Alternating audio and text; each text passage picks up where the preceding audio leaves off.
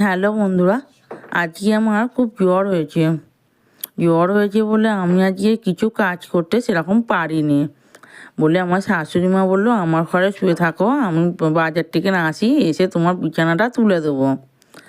বলে আমার শাশুড়ি মা বাজারে চলে গেছে। এবার আমি এদিকে ঘুমিয়ে পড়েছি জ্বর হয়েছে বলে। এবার আমার ছেলে বিছানা তুলে দিয়েছে, ঘর দর ঝাঁট দিয়েছে, বা আমার বাসি নাইটি ধুয়ে রেখে দিয়েছে, আমার শাশুড়ি মা মিলে দিয়ে এসেছে। এবারে আমার শাশুড়ি মা বাজার থেকে নিয়ে এসেছে, অনেকক্ষণ পরে বাজার থেকে নিয়ে এলো, এসে আমার হাড়াটুক ঠোকে। তখন বলছে দরজাটা খুলে দেখে না কি কে বিছানাটা তুললো, আমাকে বললো। আমি বলছি আমি তো জানি না, আমি তো ঘুমাচ্ছি। আমি তখন বললো নিশ্চয়ই আমার ছেলে করে দিয়েছে। বলে একটু দেখলাম, দেখে আমার ছেলে ভালোই বিছানাটা তুলে দিয়েছে।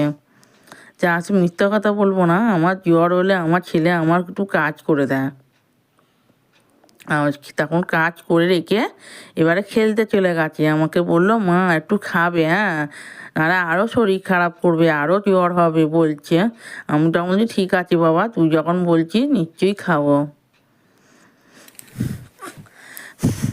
বলে তখন আমার ফোনটা দেখি নাকি আমার ছেলে বিছানাটা তুলছে, একটা ভিডিও করেছে, বা ভালো লাগছে আমাকে দেখানোর জন্য ভিডিওটা করেছে।